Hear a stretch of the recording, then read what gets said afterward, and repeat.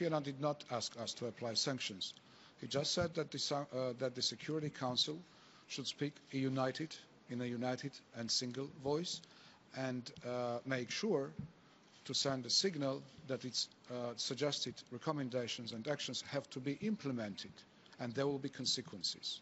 Diplomats will start with the so-called zero drafts, then we try to reconcile, to find common grounds, to come to a consensus. As I told you at the beginning, we believe that this time it's not a time for games, you know, who vetoes first or who brings his first in blue first.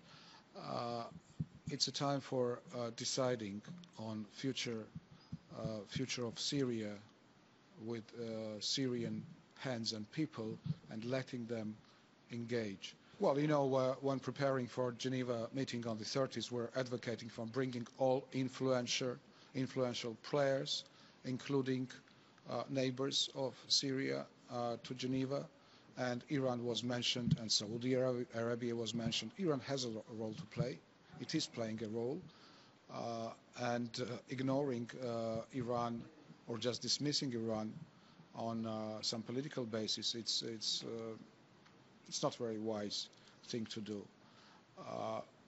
If we want to talk to all parties, if we want to show all parties who have influence, and Iran is among those who has influence, we need to bring them at the table, disregarding what we think about their orientation or ideologies. Fact is that UNSMIS, regrettably, is not at present able to do the job that this council mandated it to do because of the regime's persistent refusal to take the basic steps to halt the violence.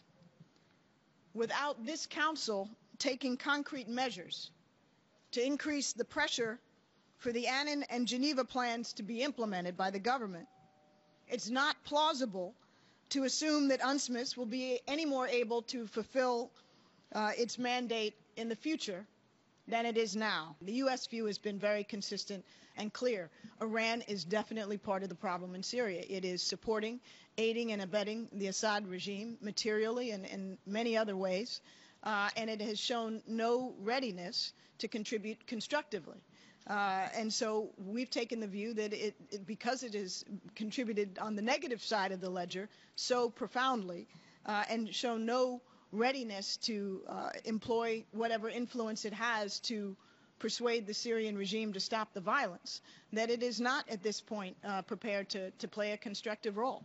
Our view is that the resolution and the question of the renewal of UNSMIS is one that the Council will have to try to come to agreement on.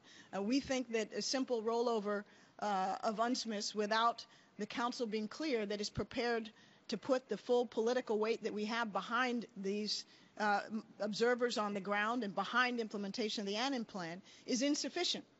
It will not accomplish the goals that we all seek. So in the course of our discussions inside the Council, we'll see whether it is possible to do so.